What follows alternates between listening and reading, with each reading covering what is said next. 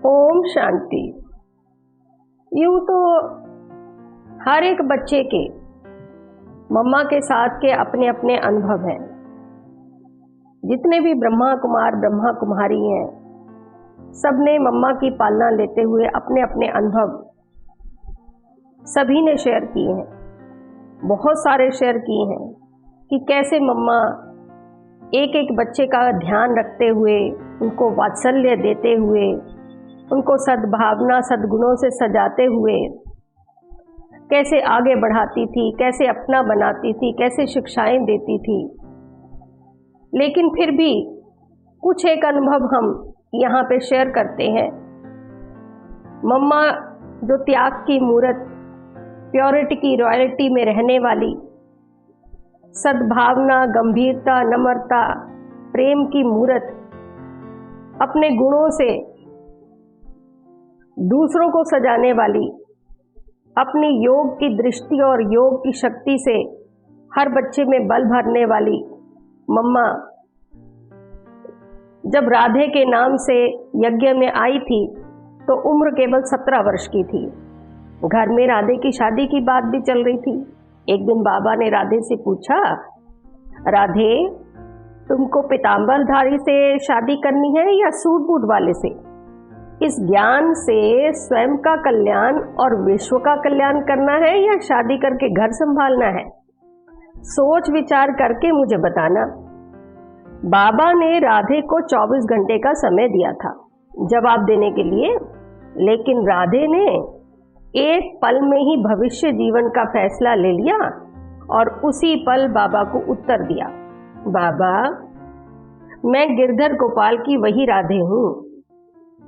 मैं इस ज्ञान मार्ग में चलकर विश्व का कल्याण करूंगी। उसी दिन से लेकर बाबा राधे के ऊपर ज्ञान की वर्षा बरसाने लगे और ज्ञान का कलश भी रख दिया। इस प्रकार मम्मा ने अपना समर्पण भाव परमपिता परमात्मा शिव को दिया। आदरणीय सरोज बहन वो अपने अनुभव में बताती हैं कि आमतौर पर मम्मा सुबह 3:30 बजे तक तैयार होकर कमरे से बाहर आ जाती थी। एक दिन करीब 3:15 बजे ही तैयार होकर बाहर आ गई। तब जमुना नदी ने, जमुना दादी जो थी, उन्होंने पूछा, मम्मा अभी तो समय ही नहीं हुआ है, आप जल्दी क्यों बाहर आ गई? मम्मा ने कहा, आज एक भक्त मेरे से मिलने आने वाला है, इसलिए मुझे जाने दो। मम्मा अभी पर्दे के अंदर ही थी कि इतने में एक भाई अमृतसर से वहां आ पहुंचा। वो अपनी कार से उतरा और तीसरी मंजिल पर दौड़कर चढ़ रहा था, क्योंकि मम्मा तीसरी मंजिल पर थी। वो गीत गा रहा था, माँ तेरे दर पर खड़ा हूँ, माँ तेरे दर पर खड़ा हूँ, जय अम्बे जगदम्बे काली खप्पर वाली, माँ तेरे दर पे खड़ा हूँ। मम्मा ने खड़े होकर उसको दर्शन दिया और कहा, बच्चे तुम भक्त बन के गीत ही गाते रहोगे या बच्चे बनकर माँ से कुछ पाओगे भी? माँ ने तो अपने बच्चे को पा लिया, तुम माँ को पाओगे? और वो माँ माँ कहते मम्मा के चरणों में गिर पड़ा और आंसू बहाता रहा।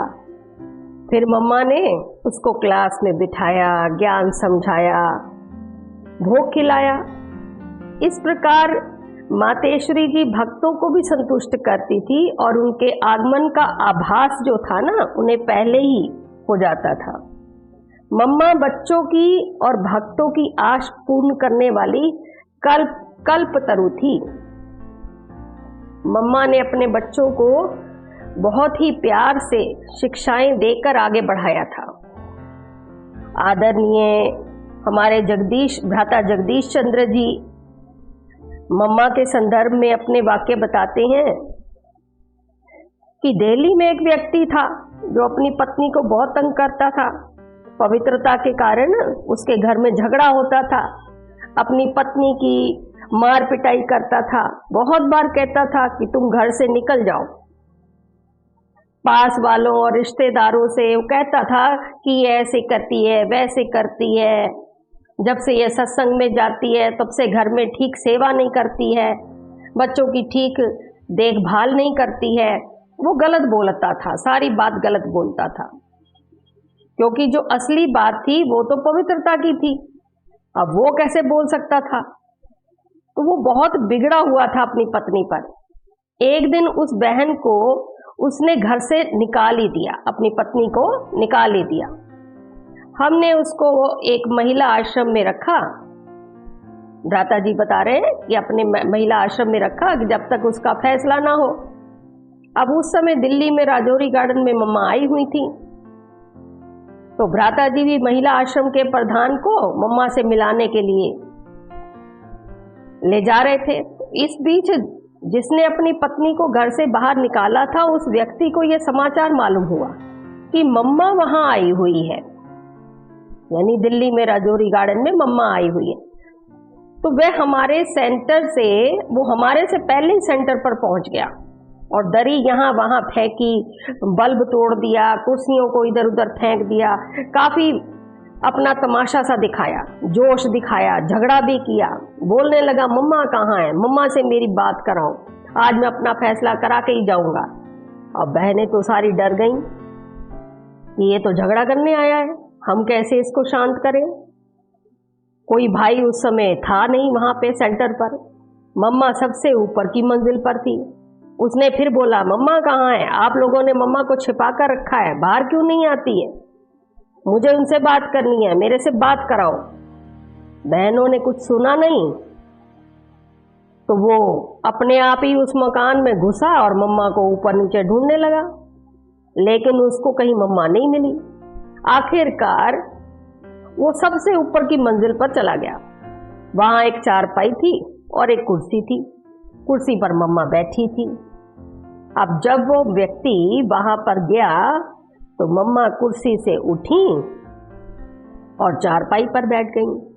मम्मा ने उससे कहा आओ बच्चे, आओ बैठो, कैसे आए हो। बहुत प्यार से उसको कहा आओ बच्चे कुर्सी पर बैठो। मम्मा के इन शब्दों को सुनते ही वे पानी पानी हो गया और सच्चे मन से मम्मा माँ ऐसे शब्दों से पुकारने लगा। वो अपना प्रश्न ही भूल गया मम्मा को देखकर, केवल माँ माँ माँ माँ कहता रहा। मम्मा कहने लगी बोलो बच्चे कैसे आना हुआ। अब वो कहने लगा कुछ नहीं माँ, कुछ नहीं। वो मम्मा से इतना प्रभावित हुआ कि वो शांति और आनंद की अनुभूति में खो गया। मम्मा ने उससे कुछ कहा भी नहीं था, सिर्फ कहा था कि कैसे आना हुआ। फिर मम्मा ने कहा आओ बच्चे यहां बैठो, कुर्सी पर बैठो। वो बड़ी नम्रता से कहने लगा नहीं माँ, मैं यहाँ नीचे बैठूंगा, वहीं ठीक है। मम्मा ने फिर कहा तो वो कुर्सी पर बैठ गया। अब बैठ तो गया, लेकिन जब अपनी बात बताने का समय आया तो बता ही नहीं पाया। मम्मा को देखता रहा, शांति से देखता रहा। मम्मा ने भी उसको दृष्टि दी, प्रेम भरी दृष्टि दी। उस दृष्टि से उसको बहुत ही लाभ हुआ और अनुभव भी हुआ। फिर वो वहां से चला गया, बाहर जाकर बोलने लगा कि मम्मा तो बहुत अच्छी है। वो मम्मा के वात्सल्य से इतना प्रभावित हुआ कि उसका मन बहुत ही हल्का हो गया और कहने लगा कि मम्मा कितनी महान है। उसका मन परिवर्तित हो गया था। फिर उसने मम्मा से कहा मम्मा फिर मैं कभी आऊंगा, ऐसे कहकर वो चला गया। मम्मा ने उससे ये नहीं पूछा कि तुम कौन हो, कहाँ से आए हो, किससे पूछ कर अंदर आए। बहुत प्यार से उससे बात की, उसको सम्मान दिया और उसका मन परिवर्तित हो गया। इस तरह से वो अपना ना होकर भी अपना हो गया। और इस तरह से ये माँ की प्यार भरी विशेषता ही है, स्नेह भरी विशेषता ही है, जो अपने वात्सल्य से, अपनी मातृत्व से, अपनी श्रेष्ठ भावना से हर बच्चे को वो अपना बना लेती थी।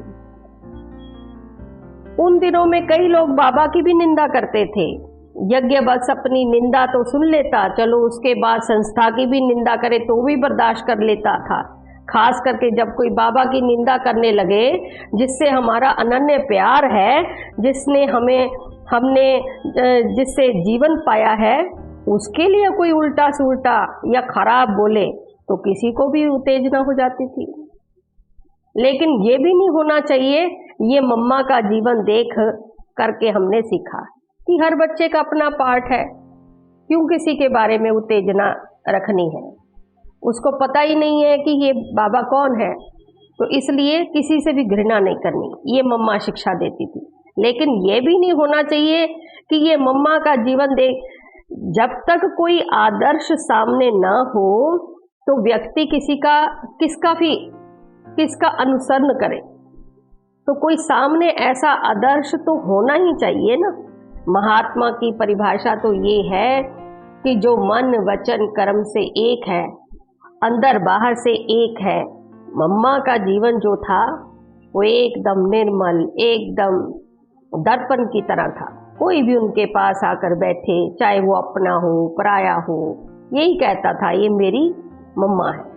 फिर ऐसे ही एक अमृतसर में वाक्य हुआ। अमृतसर में काफ़ी झगड़ा हुआ था, बहुत से लोगों ने विरोध किया, बहुत बड़ा ग्रुप इकट्ठा हुआ था, तो सबको तार आया, सभी लोग पहुंच भी गए।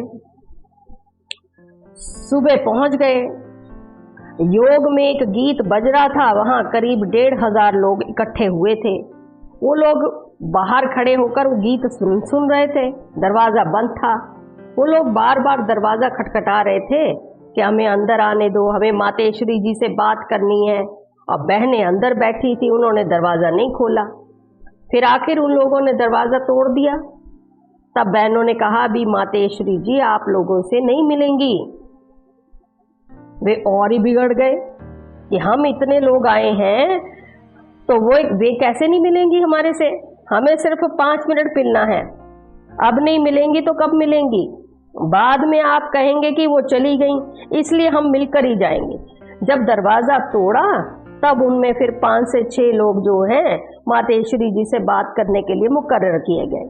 अब वो अंदर चले गए, वो ऊपर गए पहली मंजिल पर जहां मम्मा बैठी थी। वहां क्लास भी होती थी और योग भी होता था। मम्मा वहां योग में बैठी थी, वहां एकदम गहन शांति थी, कोई हलचल नहीं, कोई घबराहट नहीं, कोई चिंता नहीं, बहुत ही आनंद में मम्मा योग में बैठी हुई थी। मम्मा के योग को देख उन लोगों को भी गहन शांति का अनुभव होने लग गया। उनमें भी कोई जोश नहीं, कोई आवेश नहीं। अब वो लोग जाकर मम्मा के सामने बैठ गए। वो भी धार्मिक भावना वाले तो थे ही, सोच रहे होंगे अंदर से संकल्प में कि मातेश्वरी ध्यान में बैठी है, उनको बाधा ना डाले हम। भक्ति भाव तो था ही उनमें। तो मम्मा को देखते रहे, आंखें तो खुली हैं मम्मा की, तो वो निहार रहे मम्मा को कि आंखें तो इनकी खुली हैं, हिलती भी नहीं है, स्थिर हैं एकदम। उनको भी बड़ा आनंद आने लगा। सारे कमरे में शांति के प्रकंपन हैं।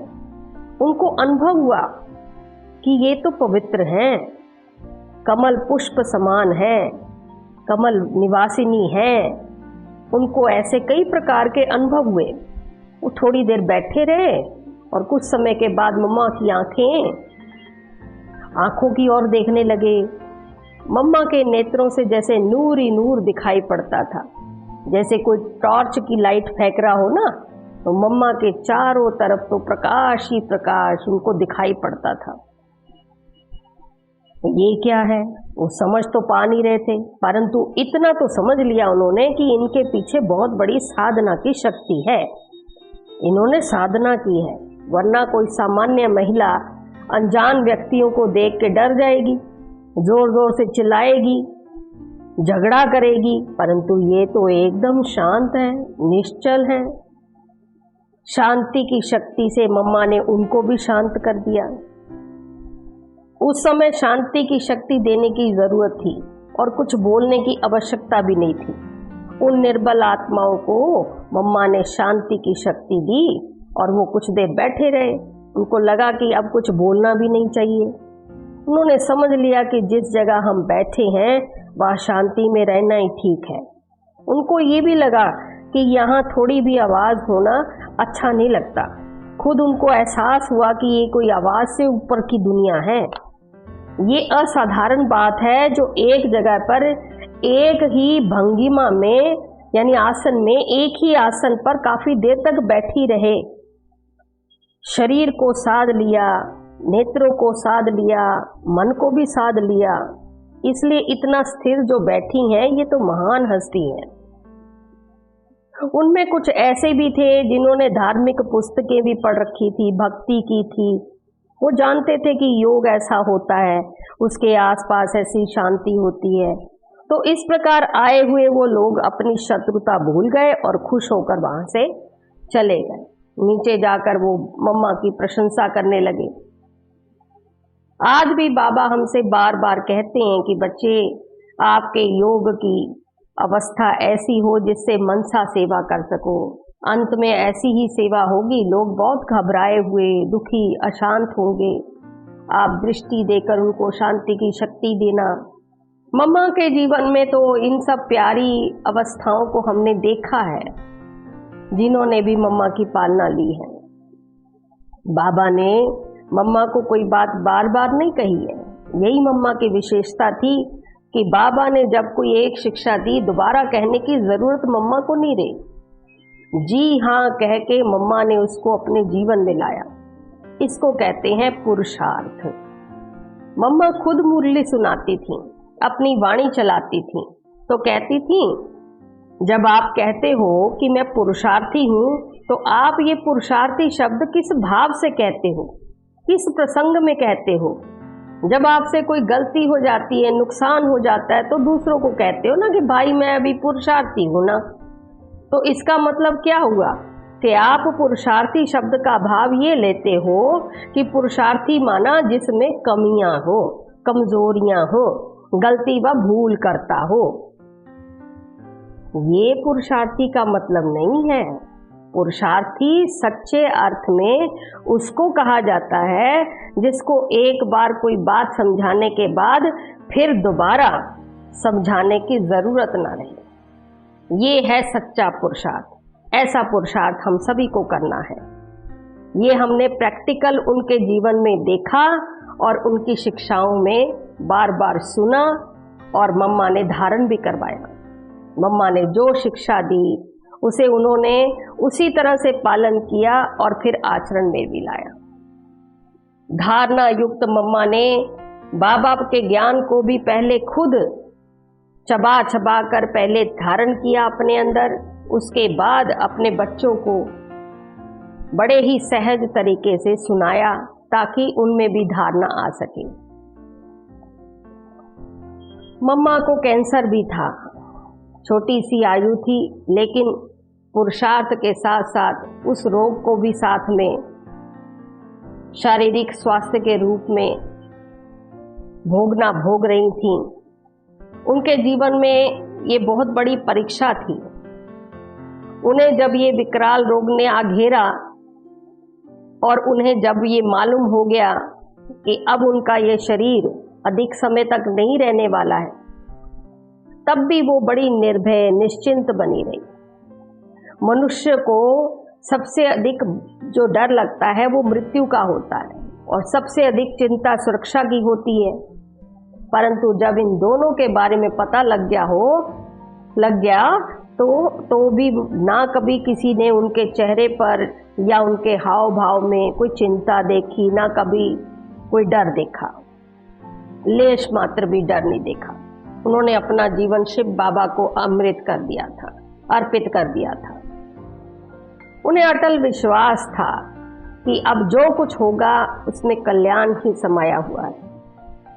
भले कैंसर के रोग के कारण उनकी पीड़ा ज्यादा थी, लेकिन उनकी दिनचर्या में कुछ अंतर नहीं आया। वो प्रातः सभी बच्चों से पहले उठ कर के योग में स्थित हो जाती थी और वैसे ही नित्य की तरह सारे सेवा में लगी रहती थी।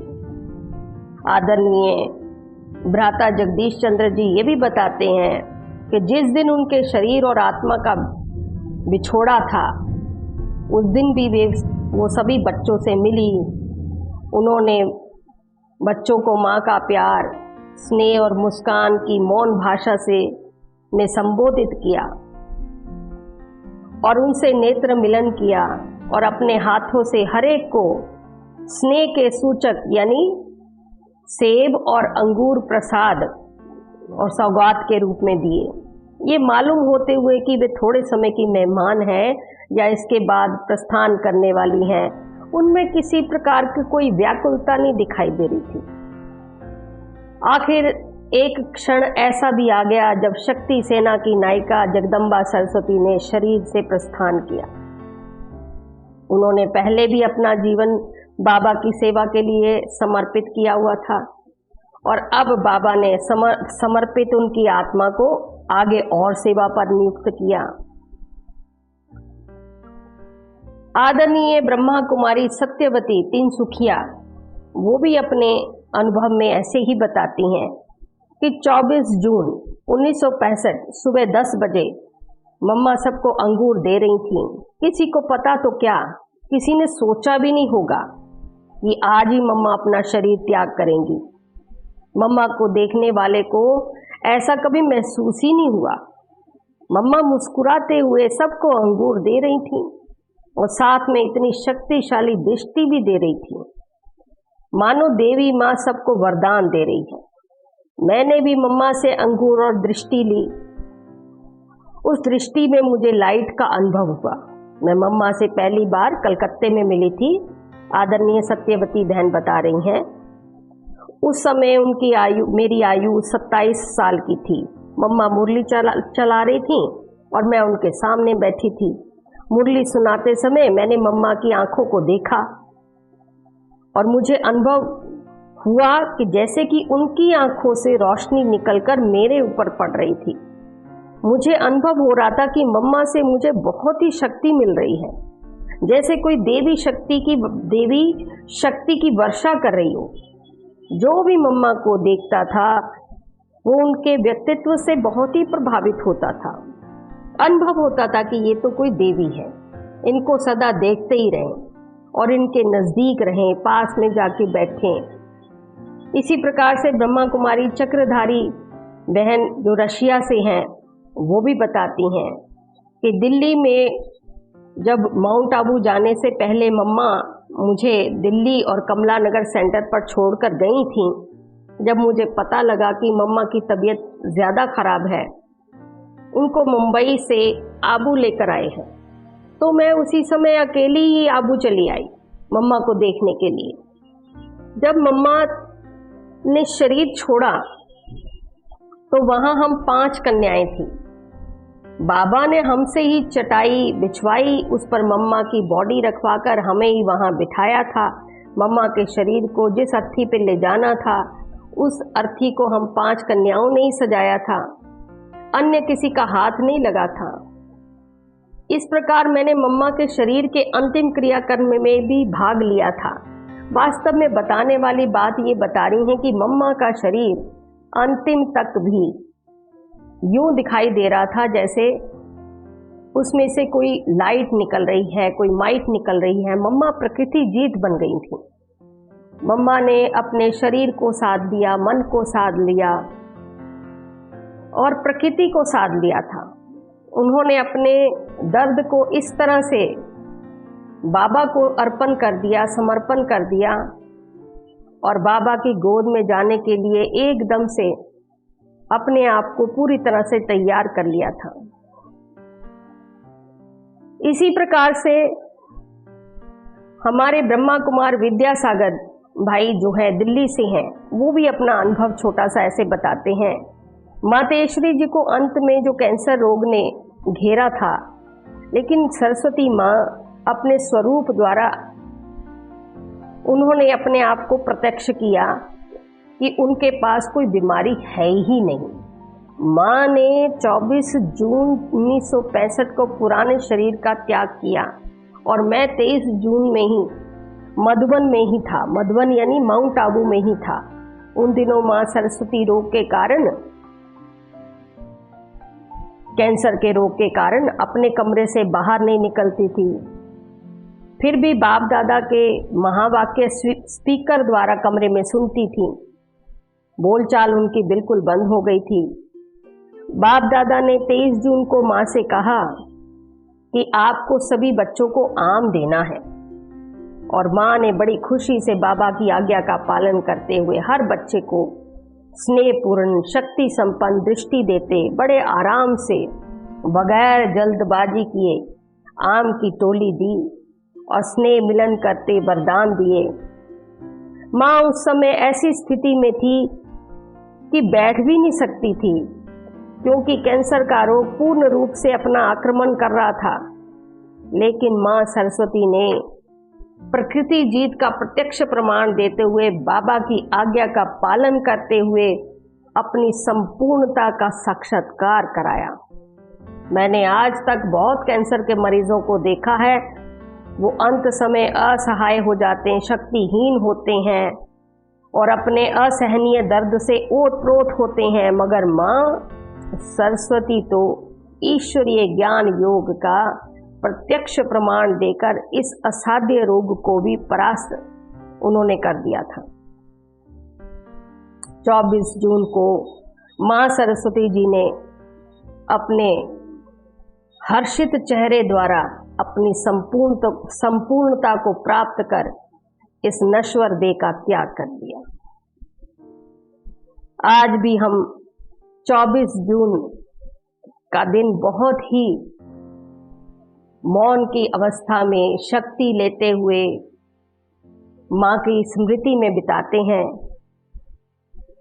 पूरे संसार में जितने भी सेवा केंद्र हैं ब्रह्मा कुमारीज के, उसमें माँ के स्मृति दिवस के उपलक्ष्य में हर वर्ष हर बच्चा कहीं से भी अंगूरों की टोली माँ को अर्पण करवाता है, भोग लगाया जाता है, ताकि हर बच्चे को अंगूर मिले और माँ की स्मृति के साथ शक्ति मिले, माँ अपना वात्सल्य दिखाए, अनुभव हो कि माँ हमारे साथ है। इतने बड़े यज्ञ को रचने वाले रचनाकार हमारे परमात्मा पिता, जिन्होंने माँ को अपने पास बुलाया है, तो जरूर इसके पीछे भी बहुत बड़ा कारण है। आज भी माँ अव्यक्त वतन सूक्ष्म वतन में ब्रह्मा बाबा के साथ, शिव पिता के साथ अव्यक्त पालना देते हुए हर बच्चे के कड़े संस्कारों को दूर करने की सेवा कर रही हैं और परमात्मा पिता के इस पुनरावृत्ति, सृष्टि की पुनरावृत्ति के कार्य में मददगार बनी हुई हैं। आज हम हर ब्रह्मा कुमार और ब्रह्मा कुमारी बच्चे दूसरे बच्चों को एहसास करवा रहे हैं कि जो माता पिता हमारे यहाँ ब्रह्मा बाबा और मातेश्वरी जी परम पिता परमात्मा ने मुकर्रर किए हैं, भविष्य में बनने वाले यही लक्ष्मी नारायण जिनकी डिनाइस्टी चलने वाली है, जिन्हीं के साथ ही हमारे फिर से जन्म होने वाले हैं, आज इस सृष्टि की पुनरावृत्ति में परमात्मा के सहयोगी बने हुए हैं और हर बच्चे को परमात्मा पिता का आभास करवा रहे हैं, परमात्मा पिता का अनुभव करवा रहे हैं, परमात्मा पिता के साथ जोड़ने का प्रयास कर रहे हैं, ताकि संसार का प्रत्येक बच्चा, प्रत्येक आत्मा अपने परमात्मा पिता, आत्मा के पिता निराकार परमात्मा शिव को पहचान सके,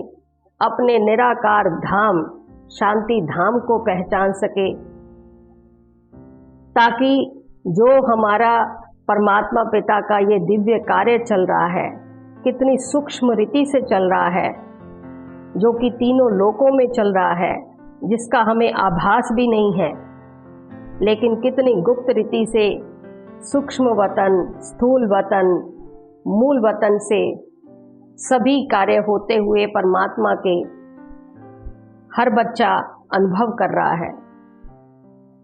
हम सभी भी मददगार बनते रहें, कम से कम अपने परिवर्तन का कार्य तो हम परमात्मा पिता की आज्ञा मानकर चलें। यही हमें मम्मा की शिक्षाएं मिली कि स्व परिवर्तन से ही विश्व परिवर्तन होगा। बच्चे अपने अंदर जो भी कमी, कमजोरी, कुछ व्यर्थ है, उसको परमात्मा को समर्पण करो। मम्मा ने जब भी कोई शिक्षा दी, मम्मा ने हमेशा परमात्मा के साथ ही जुड़ाव करवाया। मम्मा के मस्तक से परमात्मा शिव एकदम से दिखाई पड़ते थे। उनका नूर, उनकी किरणें शक्ति रूप में सामने वाले बच्चे के ऊपर पड़ने लग जाती थी। लेकिन परमात्मा पिता की महिमा तो देखो, परमात्मा पिता बच्चे की महिमा करवा देते थे। यानी बच्चा माँ माँ कहने लग जाता था, लेकिन कर्ण करावनहार शिव बाबा अपना कार्य करवा लेते थे। तो आज भी प्यारी मातेश्वरी त्याग की मूरत, गंभीरता की मूरत, श्वेत वस्त्र धारणी माँ जगदम्बा, माँ अम्बे, माँ काली, माँ शारदा, माँ सरस्वती, माँ वीणा वादिनी हमारे बीच में ही है, हमारे साथ में ही है। अगर हम अपनी आत्मा के स्वरूप में स्थित होके आज भी परमात्मा को याद करें तो माँ के प्यार का अनुभव ले सकते हैं। ओम शांति।